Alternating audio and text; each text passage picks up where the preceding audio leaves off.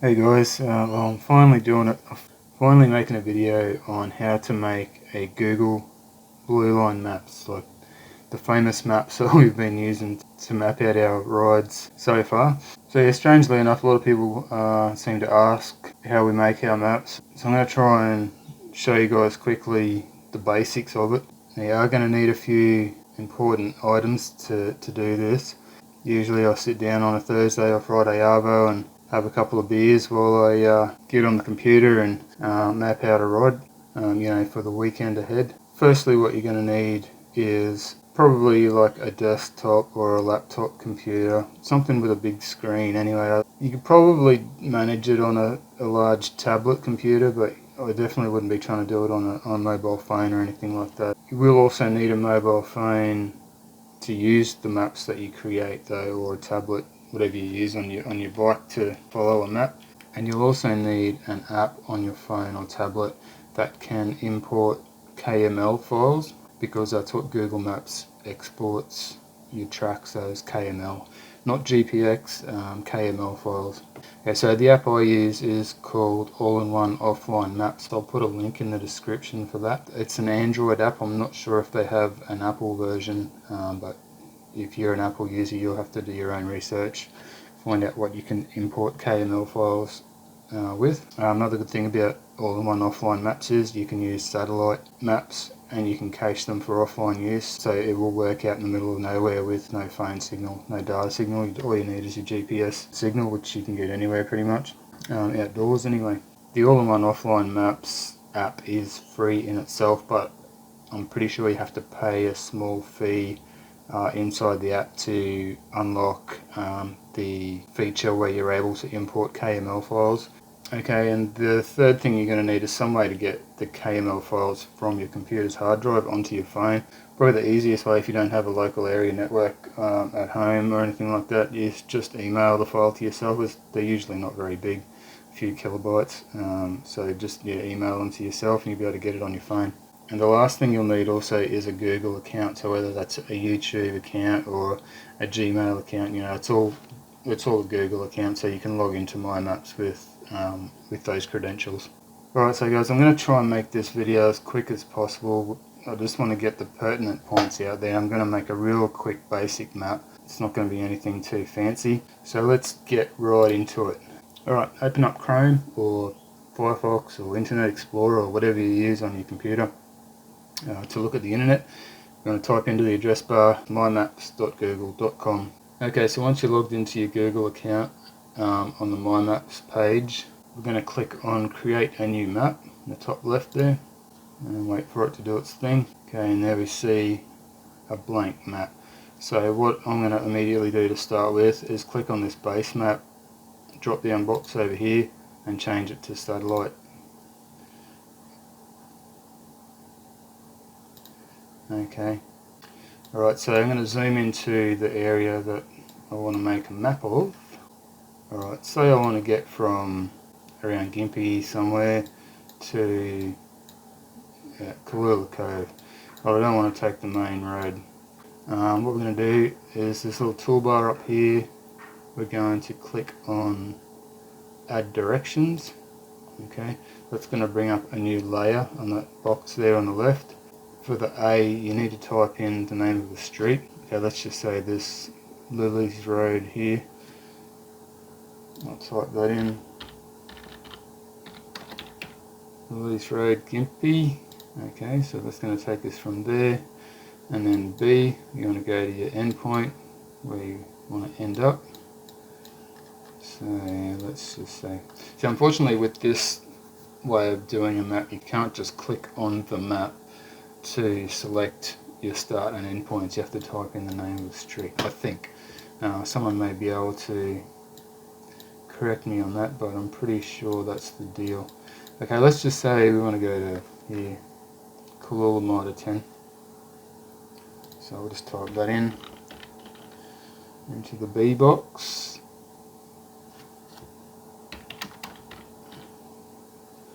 And it'll pop up with that. And then it'll give us directions, and as Google does, it gives you the quickest route by car on the main road.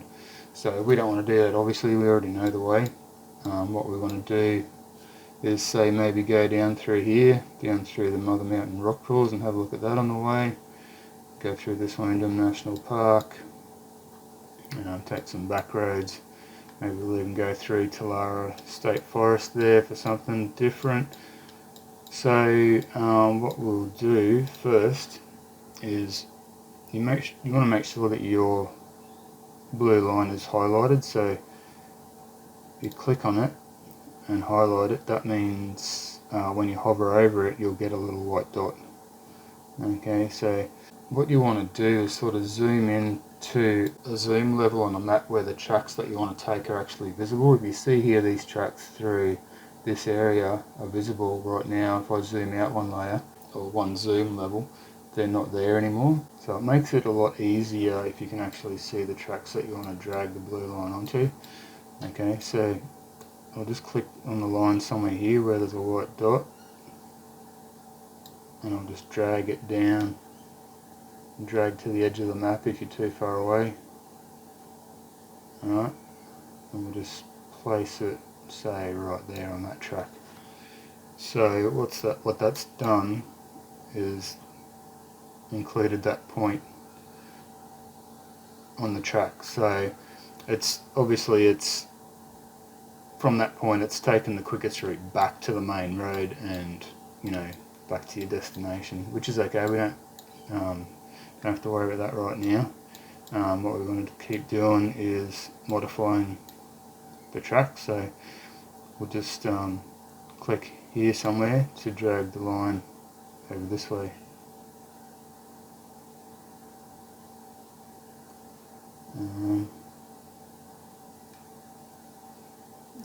Right there. Okay, what we're going to do is get out to this road over here, so we'll drag from there over to here and release, and see it leaves a white dot on every point that you drag to, so they become mandatory parts of your track sort of thing. So from here we want to cut up through this way, so I'm going to drag the line over to here. Looks pretty good. So basically you just sort of look for stuff that might be interesting on the way to check out. I mean, this isn't real interesting here, but just so we wanted to go and have a look at this waterhole here or whatever it is, we can drag the line over here. Alright, so it's taken us back onto the main road over here. So I'm just going to drag this guy through here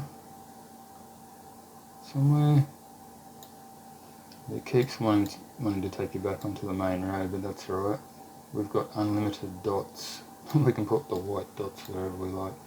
But that's pretty much it.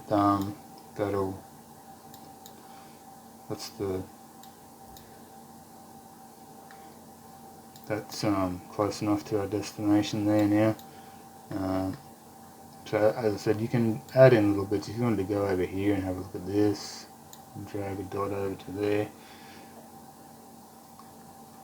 So it's pretty much unlimited with what you can do.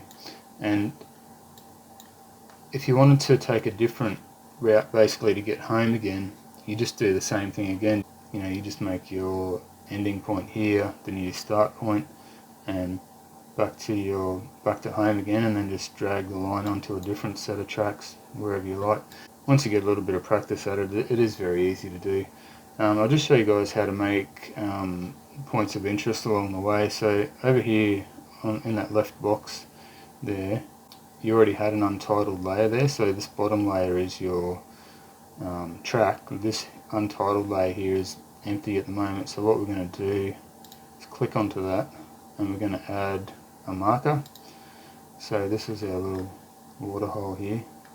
We've got a crosshair, we can just click there and add that. Change the name of that to waterhole. Save. You can change the colour of it if you want to. I'll change the name of that. So you click the little dots next to that untitled layer there. You can rename it to POI, points of interest. And as long as you've got that layer highlighted, you can see the little blue line on the left there. You can add more points of interest along the way. Just say there was something here, add a point here, trees there by the look of it. Yeah, change the colour if you want to, and that's basically it, guys. You can rename the whole map, guys, too, if you click on the name there in the top left. And I'm not sure how many layers you can add to each map, but if I wanted to add another route from such and such to whatever, I'll just click on this add directions again, and it'll bring up another layer. You can, so to make another track to go home, you just add another layer and it'll all be on the same map. You can rename this layer too if you want to, say part 1. Alright, so that's pretty much our little track complete. What we're going to do now is export it. So we click on the 3 dots next to the title up the top left there. We'll go export to KML, KMZ, and we want to export the entire map. Just hit download, and that's going to save it as a KMZ file on your hard drive somewhere. Alright, so you can see your rad tracks KMZ file there. You want to get that file onto your phone's SD card or internal memory, and then we're going to import it into all-in-one offline maps.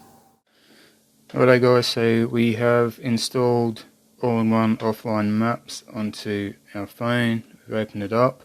You can go through all the settings in that app and choose what you want to use. Obviously I prefer the satellite map view. You can use a plain old standard map view if you like, it's up to you. I use Nokia OV hybrid maps, that one right there.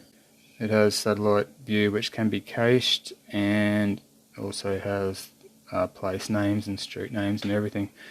So if you're using all-in-one offline maps, you will want to go in and get more features, and the one you're going to want is KML, KMZ placemark support. That will allow you to import your map from Google. As I said, there's I think it's around about $5 or $6 to purchase that add-on. Okay, so we've emailed the KML file to ourselves, and it's now stored on the phone. We saved it in the downloads folder. Alright, so what we're going to do now is import it. So we're going to click on the little toolbar down the bottom here. We'll click on the little flag, and we're going to go explore placemarks. Now this is my SD card view. I'm going to need to switch to the internal memory, so I'm going to swipe in from the left there, go to device storage. Now I have all my folders on my phone listed. I go to the download folder, and there's my rad tracks KMZ file, and I'm just going to click on that, and then I'm going to click display, and voila, there we have it.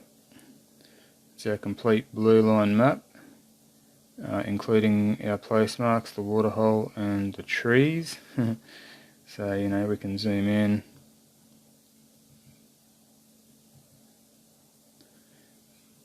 So sometimes following these blue lines is a matter of trial and error. Sometimes you can't tell which fork you have to take or whatever. You'll know, you just got to keep an eye on the line, make sure you're still on it. If you're going off it, you obviously know you have to turn around and go back and take a different option. Now just keep in mind, guys, Google Maps, if you've watched any of our videos, you'll know it's off its head. Sometimes it'll show you tracks that don't even exist. They don't even look like they ever existed.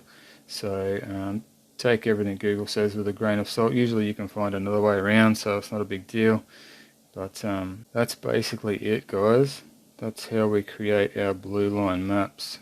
Also, just real quick, guys, if you want to know how to cache a satellite view or even a plain map view for offline use, you want to select an area that you know you're going to be riding in. Basically, you can't do it with any Google Maps. They have some sort of copyright crap where they won't let you do it. That's why I use the Nokia OV satellite maps. You can do it with that. So what I do is click on the little map icon, and then we go select and save an area. Okay, now you can zoom in, zoom out to however much you want to cache. So say if we're just doing this area here, we'll select that area, make sure that's all within the bounds of that box, and then over on the right hand side here we want to select the zoom level that we want to cache down to. So the closer you zoom in, the more space it's going to take up on your phone and the longer it's going to take to download. So don't go too crazy. Around about there, it'll tell you how much it needs to download. That's 674 meg there, so that'll do me. And we click on that little icon on the bottom right there, and it'll start. And it takes a long time to do it. Yeah, it's handy to have that, so if you lose your phone signal out in the bush, you'll still be able to see your maps and zoom in and see what's what and everything. So yeah, definitely a handy little feature of this app. So I hope that video has been of some use to you guys. Good luck with your map creating, and we'll catch you guys on the next video. Cheers.